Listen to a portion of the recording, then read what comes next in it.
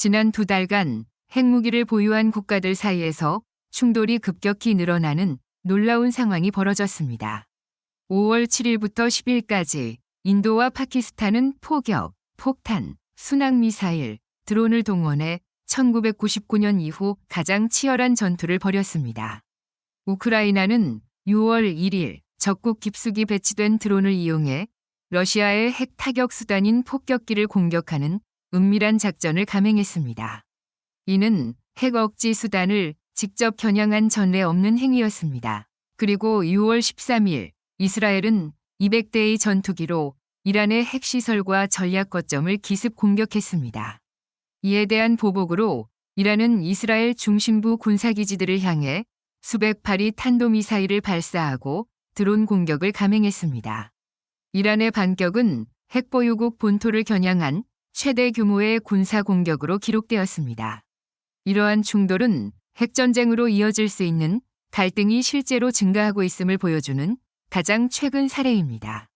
이제는 비핵 국가가 핵보유국을 전례 없이 공격하고 있으며 더 심각한 문제는 핵보유국끼리 직접 충돌하고 있다는 점입니다. 이는 핵보유국 간 대규모 전쟁에 대한 80년간의 유예가 사실상 무너질 수 있다는 우려를 자아냅니다. 아직 대국 간 전면전이 임박했다고 단언할 수는 없지만 핵 확전의 위험은 분명히 커지고 있습니다. 오늘날의 충돌은 냉전 시기 가장 위험했던 순간들을 떠올리게 하며 앞으로 이러한 갈등이 일상이 될 가능성도 배제할 수 없습니다. 이란이 이스라엘을 향해 미사일을 발사하고 우크라이나가 러시아 영토 깊숙이 작전을 수행하는 상황은 핵무기가 더 이상 확실한 억제 수단이 아닐 수 있음을 보여줍니다. 이는 이란이 향후 핵무기를 갖게 되더라도 외부 공격으로부터 완전히 보호받을 수 없음을 시사합니다. 동시에 미국이 핵무기를 통해 중국, 북한, 러시아와 같은 핵보유국의 공격을 억제할 수 있을 것이라는 전제에도 의문이 제기됩니다. 이러한 새로운 현실 속에서 정치인과 군 장성, 정보 수장, 외교관들은 갈등이 위기로 발전하기 전에 이를 완화할 수 있는 새로운 전략을 모색해야 합니다. 지도자들은 적국의 군사 활동을 사전에 통보하고 정기적 대화를 통해 상호 신뢰를 구축하는 등 의사소통과 신뢰 구축을 위해 노력해야 합니다. 미국과 동맹국들 역시 전면전을 피하면서도 적의 도발에 대응할 수 있는 다양한 군사적 옵션을 갖춰야 합니다. 드론 공격이나 특수부대 작전과 같은 물리적 행동은 가능한 한 비공개적으로 수행하는 것이 바람직합니다. 공개적인 충돌보다 비공식 작전이 더 많은 우회로를 확보할 수 있기 때문입니다. 이런 전략적 조정은 잠재적인 핵재앙의 위험을 줄이는 데 도움이 될 것입니다. 지난 80년간 핵보유국들 사이에서는 대규모 전쟁이 일어나지 않았습니다. 핵보유국이 비핵국을 공격한 사례는 있었지만 핵무기를 보유한 국가들끼리는 직접적인 충돌을 피했습니다. 1950년 북한은 한국에 주둔 중이던 미군을 공격했고 1983년에는 아르헨티나가 영국군과 교전했지만 미국, 영국, 중국, 프랑스, 소련 간 직접 충돌은 일어나지 않았습니다. 이 때문에 많은 학자들과 지도자들은 핵보유국 간 전면전 가능성이 낮다고 보았습니다. 1958년 아이젠하워 미국 대통령은 제2차 세계대전과 같은 전쟁은 현실적이지 않다고 말했고 정치학자 저비스는 1984년 저서에서 핵전쟁은 쉽게 통제되거나 제한될 수 없기 때문에 핵무기의 존재는 상대방의 다양한 공격을 억제한다고 기술했습니다.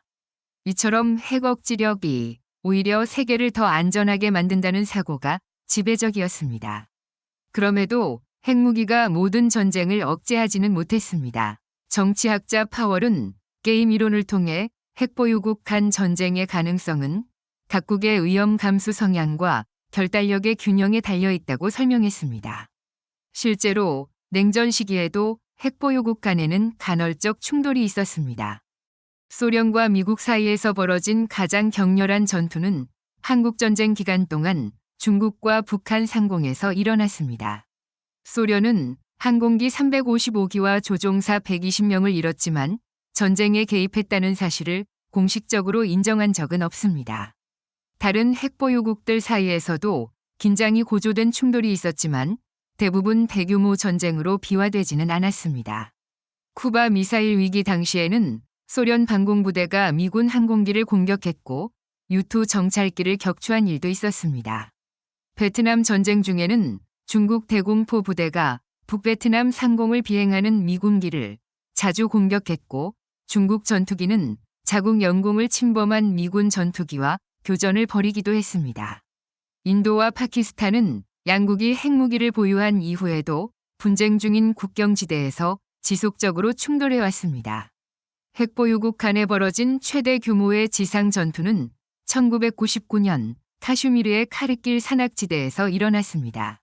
지난 10년간의 사례들은 단지 국지적 충돌에 그치지 않았습니다. 2018년 시리아에서 러시아 민병대가 미군과 직접 교전하고 우크라이나 전쟁에서는 러시아 전략기지와 핵 관련 기반 시설이 반복적으로 공격당했지요.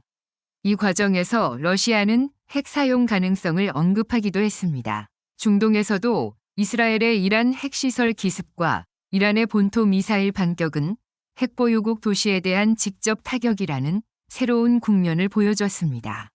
이는 이란이 비핵국임에도 불구하고 핵보유국의 전략 자산을 공격하는 수준까지 군사적 대응의 수위를 끌어올렸다는 점에서 핵 질서의 구조적 불안정성을 드러내었지요. 이제 세계는 우발적 충돌이 곧 재앙으로 이어질 수 있는 시대에 들어섰습니다.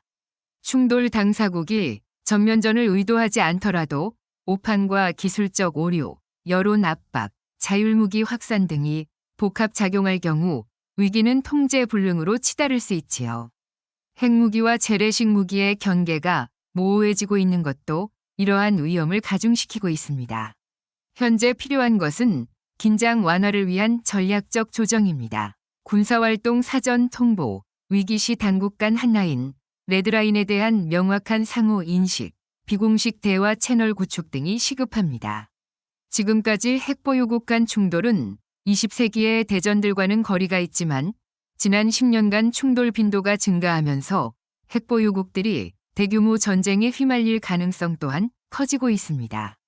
핵보유국들은 작은 충돌에도 자신의 메시지를 분명히 하기 위해 더욱 강력한 수단을 사용할 유혹을 받을 수 있습니다. 충돌 당사자들이 원하지 않더라도 위기 상황이 빠르게 전개될 경우 확전을 피하기 어려울 수 있습니다. 국수주의적인 국내 언론 환경, 자율무기의 증가, 재래식 무기와 핵 기반 시설의 혼재는 이러한 위험을 더욱 심화시키고 있습니다. 핵보유국 간의 충돌은 필연적으로 핵전쟁의 위험을 내포합니다. 확전을 피하려면 각국 지도자들은 위기 상황에서의 소통 능력을 강화해야 합니다. 대화는 획기적인 돌파구가 아니라 국내 정치적 압력에서 벗어나 현실적인 해법을 모색하는 데 목적이 있습니다.